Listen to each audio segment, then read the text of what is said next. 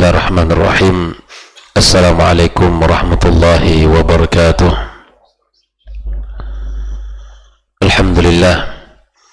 Alhamdulillahi rabbil alamin.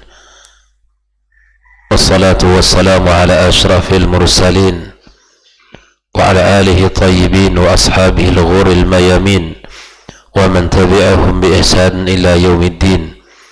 Ashhadu an la ilaha illallah wahdahu la syarika lah waliyus salihin wa khaliqul khalqi ajma'in wa ashhadu anna Muhammadan abduhu wa rasuluhu as-sadiqul amin. Allahumma bika asbahna wa bika amsayna wa bika nahya wa bika namutu wa ilayka an-nushur. Asbahna ala fitratil islam wa ala kalimatil ikhlas wa ala dini nabiyyina Muhammadin sallallahu alaihi wasallam wa ala millati abina Ibrahim hanifan musliman wa ma kana minal musyrikin. Asbahna ala ni'matin wa afiyatin wa sitrin fa atmim alaina ni'mataka wa afiyataka wa sitraka fid dunya wal akhirah. Allahumma alimna ma yanfa'una wa anfa'na bima 'allamtana wa zidna ilma.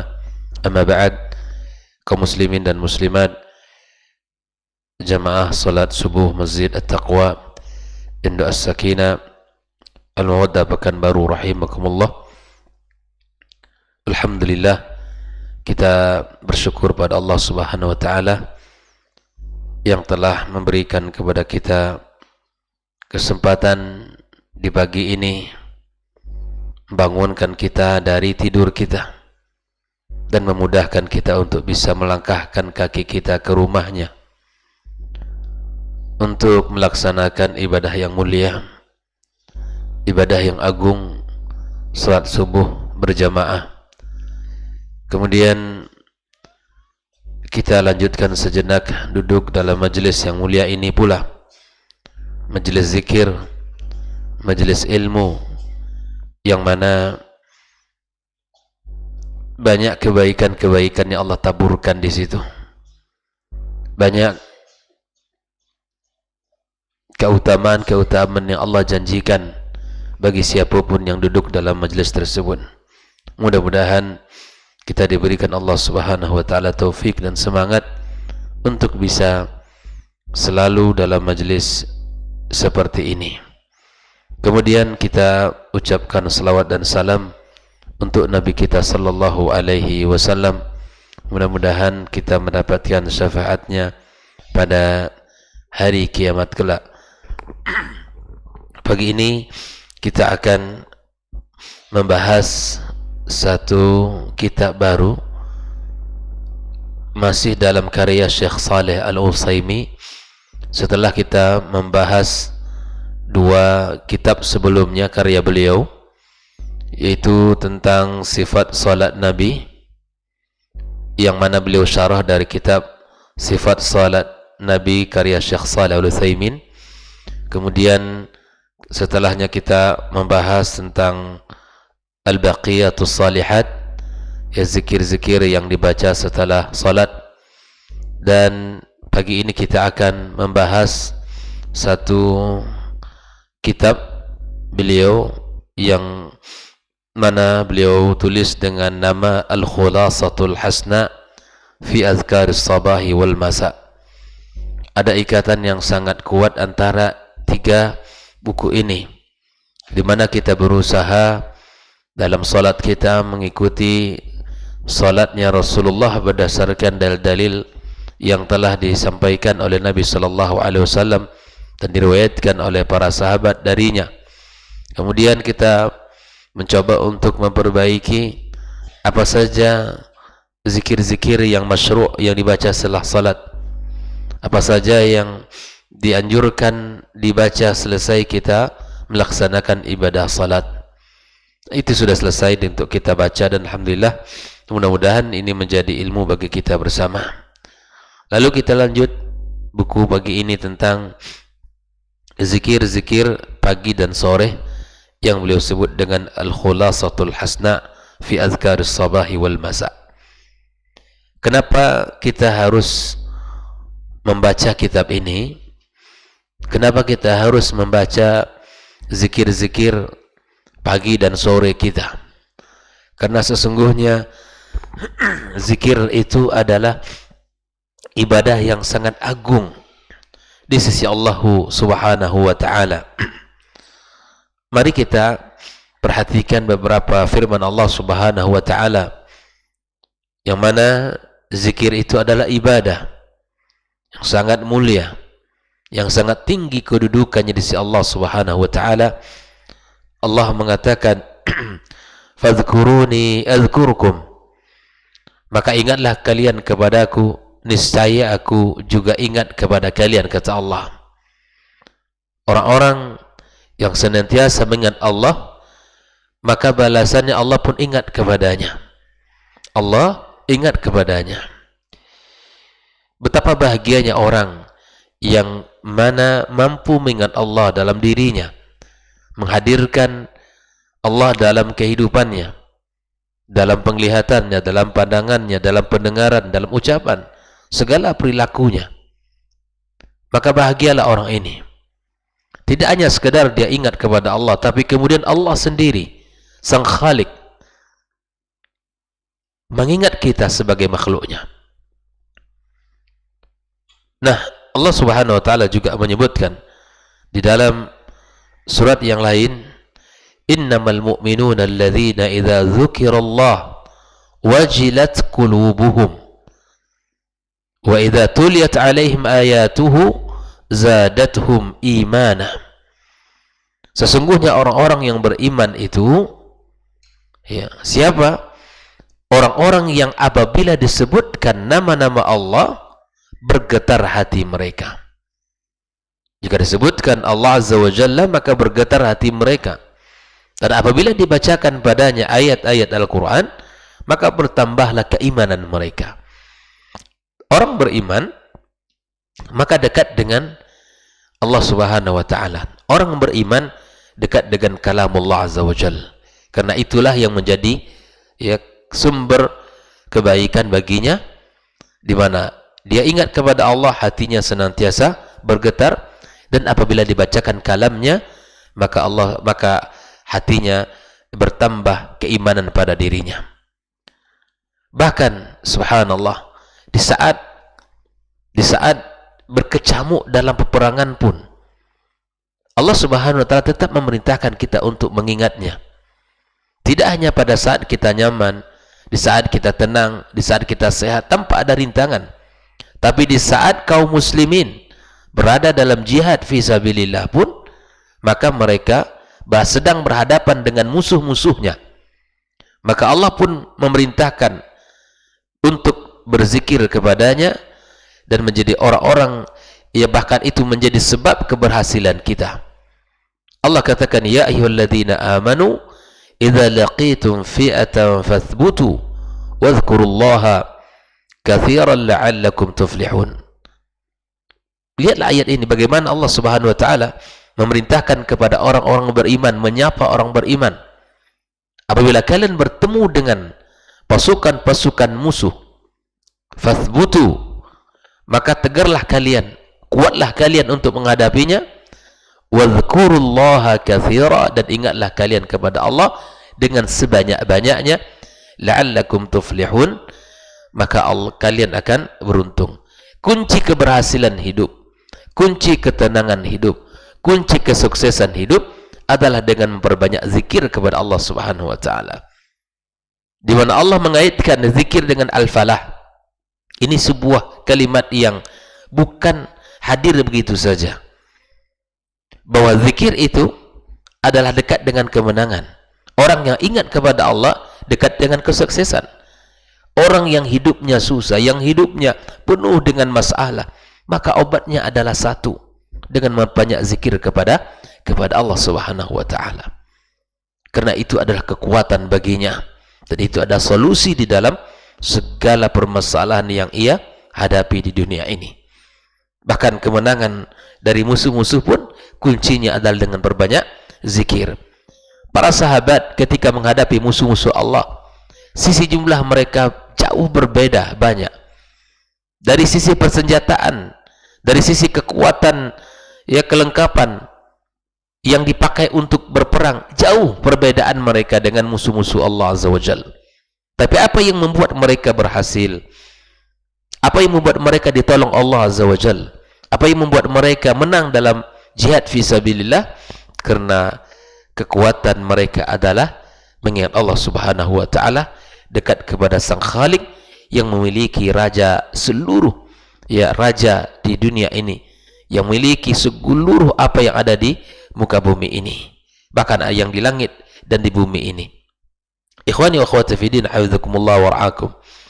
Makanya ketika kita melihat beberapa hadis-hadis juga demikian, sejalan dengan apa yang disampaikan Allah Azza wa Jalla.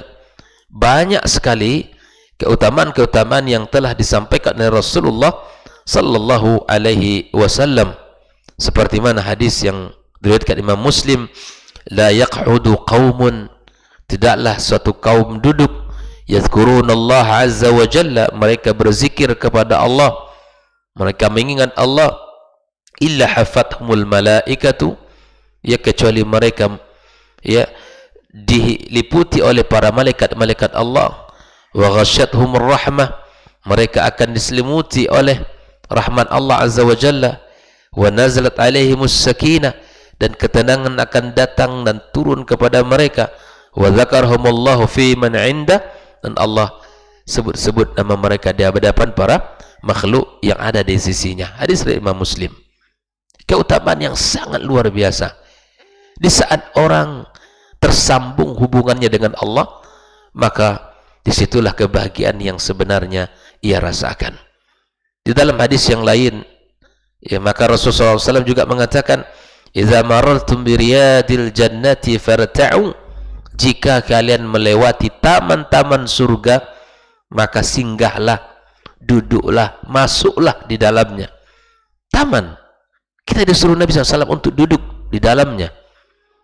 Qalu wa ma riyadul jannati ya Rasulullah, apa yang dimaksud dengan taman tersebut? Halaqaz zikir, halaqah zikir. Karenanya, karena sesungguhnya Allah Ta'ala memiliki malaikat-malaikat yang tugasnya hanya satu, sayyahina fil ard, mereka berkeliling di muka bumi ini. Satu, ada malaikat-malaikat khusus, malaikat-malaikat yang Allah ciptakan, sayyahina fil ard, mereka berkeliling untuk mencari halaqah zikir. Apabila mereka datang kepada orang itu, maka mereka pun duduk bersamanya, bahkan malaikat mendoakan dia setelah bangkit berdiri dari duduk dalam majelisnya. Inilah yang disebutkan oleh Rasulullah SAW, dan inilah yang menjadikan sebagai bagian yang mesti kita pikirkan dalam kehidupan kita. Bahkan Al-Imam An-Nawawi rahimahullah ta'ala menyebutkan dalam kitab Al-Adhkar, ketahuilah sesungguhnya keutamaan zikir itu tidak terbatas kepada tasbih, kepada tahmid, kepada takbir dan semacamnya. Sebagian orang mengatakan itulah zikir, tasbih, tahmid, takbir, tahlil. Tidak. Akan tetapi kata beliau, setiap orang yang beramal ikhlas karena Allah Ta'ala dengan melakukan ketaatan-ketaatan, maka dia adalah orang yang berzikir kepada Allah Subhanahu wa Ta'ala. Demikianlah yang dikatakan oleh Sa'id Ibn Jubair radhiyallahu ta'ala dan para ulama yang lain. Di antara perkataan mereka adalah majlis zikir adalah majlis halal haram, yang membicarakan bagaimana menjual dan membeli, bagaimana salat, bagaimana menikah, bagaimana talak, bagaimana haji, bagaimana puasa dan lain sebagainya. Itu semua adalah zikir. Jadi zikir tidak hanya ucapan seseorang yang terbatas pada tasbih, tahmid, takbir dan tahlil, tapi apa yang kita lakukan dari kebaikan dan amal saleh ini adalah dalam bingkai kebaikan dan zikir kepada Allah Subhanahu wa Ta'ala. Ikhwani wa akhwati fi din, hafizakumullah wa ra'akum. Di dalam sebuah pesan Nabi kepada Mu'adz ibn Jabal, Rasulullah sallallahu alaihi wasallam memegang tangan beliau. Qala ya Mu'adz, wallahi inni la uhibbuk. Ini perkataan yang ditunggu-tunggu oleh setiap orang. Rasul mengatakan kepada Mu'adz, demi Allah aku mencintaimu. wallahi inni la uhibbuk, aku mencintaimu. Faqala ya Mu'adz, wallahi inni la uhibbuk, wallahi inni la uhibbuk. Faqala usika ya Mu'adz, maka Nabi mengatakan, aku wasiati kamu wahai Mu'adz, la tada'anna fi duburi kulli salatin, jangan engkau tinggalkan bacaan setiap kali di akhir salat, jangan engkau tinggalkan. Allahumma a'inni ala dzikrika wa syukrika wa husni ibadatik. Ini wasiat Nabi kepada Mu'adz, dan tentu wasiat ini juga berlaku untuk kita, Allahumma a'inni ala dzikrika wa syukrika wa husni ibadatik. Ya Allah, bantulah aku untuk mengingatmu, bersyukur kepadamu, dan beribadah dengan baik kepadamu.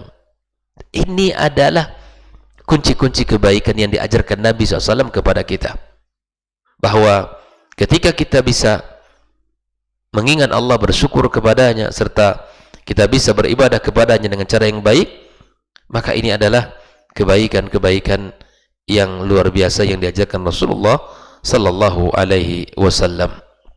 Ikhwani, bahkan zikir itu lebih utama dari infak, zikir lebih utama dari infak dengan emas dan perak. Barangkali orang-orang yang mengingat infak dengan emas dan perak itu ada perkara yang besar, tapi kemudian zikir yang kita baca itu, zikir yang kita lafazkan itu lebih utama dari infak dengan emas dan perak.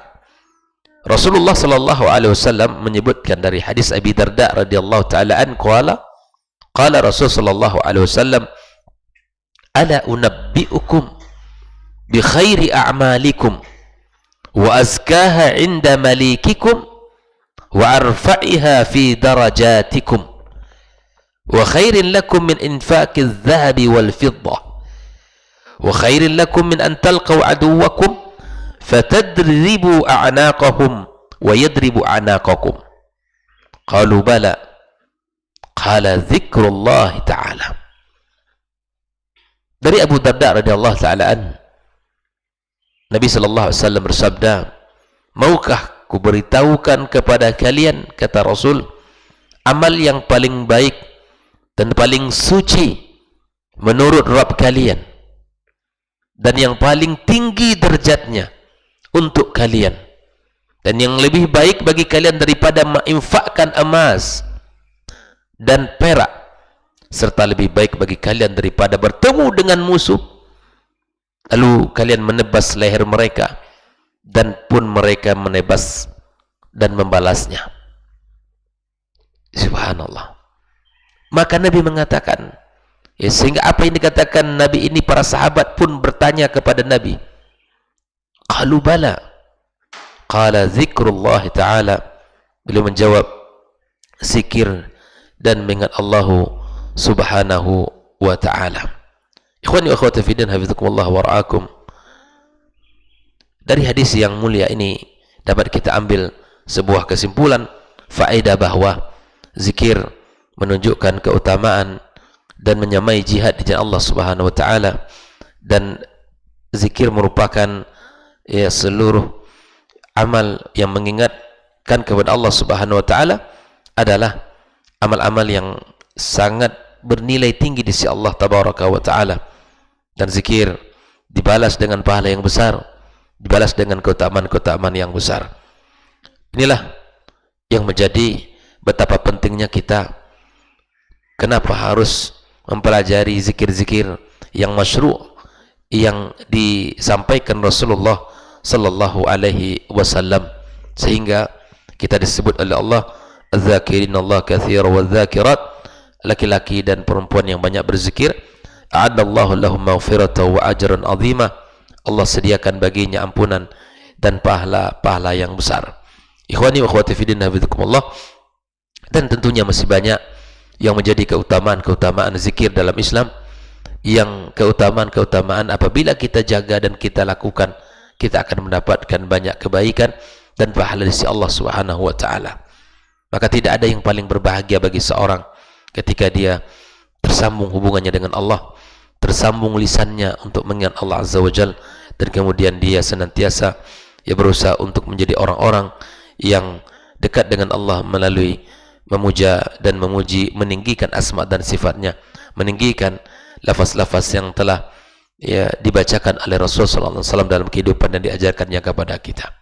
Mudah-mudahan kita termasuk orang-orang yang menjaga zikir pagi dan zikir sore, apalagi di masa-masa seperti ini, di masa-masa fitnah, di masa-masa banyak godaan dan cobaan, rintangan dalam beragama, dalam kehidupan. Maka nahnu bi ahwaj, lebih utama, lebih penting, lebih butuh kepada membentengi diri kita, anak kita, keluarga kita, kekayaan dan harta benda yang kita punya, dan apapun yang kita miliki dari keindahan dunia. Maka dengan berzikir kepada Allah Subhanahu wa taala, kita akan mendapatkan penjagaan dan perlindungan serta keberkahan dari Allah Subhanahu wa taala. Insyaallah akan kita mulai pembahasan kitab ini pada pertemuan berikutnya, itu tentang muqaddimah beliau, mengawali dengan Bismillahirrahmanirrahim. Azkarus sabahi wa waqtuha min tulu'il fajri ats-tsani ila tulu'isy syams. Beliau mengawali dengan ucapan bismillah dengan mengatakan satu judul Azkarus sabah, zikir-zikir pagi, waktunya dari terbit fajar kedua sampai tulu'usy syams, sampai tulu'usy syams. Ini adalah muqaddimah beliau mengawali kitabnya ini dengan memberikan waktu zikir, menjelaskan, dan kemudian setelah itu dia baru menyebutkan beberapa jenis-jenis zikir yang mesti kita baca di waktu pagi dan di waktu sore, sebagaimana yang telah disebutkan oleh Rasulullah sallallahu alaihi wasallam. Wallahu taala alam. Mudah-mudahan muqaddimah pagi ini bisa menjadikan diri kita selalu semangat menjaga zikir-zikir tersebut dan senantiasa menjaga dalam kehidupan kita, baik itu kita sehat maupun sakit, baik itu safar maupun dalam keadaan mukim, dalam keadaan apapun kita senantiasa menjadi orang-orang yang ingat kepada Allah Subhanahu wa taala dalam kehidupan ini. Insyaallah akan kita lanjutkan pembahasan ini pada besok insyaallah dalam lanjutan kajian kita ini. Wa sallallahu ala nabiyyina Muhammadin wa sallam, wa subhanakallahumma bihamdika asyhadu an la ilaha illa anta astaghfiruka wa atubu ilaik. Wassalamualaikum warahmatullahi wabarakatuh. Dr. Dasman Yahya Ma'ali LCMA Hafizahullah, Dr. Helmi Basri LCMA Hafizahullah, Dr. Hidayatullah Ismail LCMA Hafizahullah.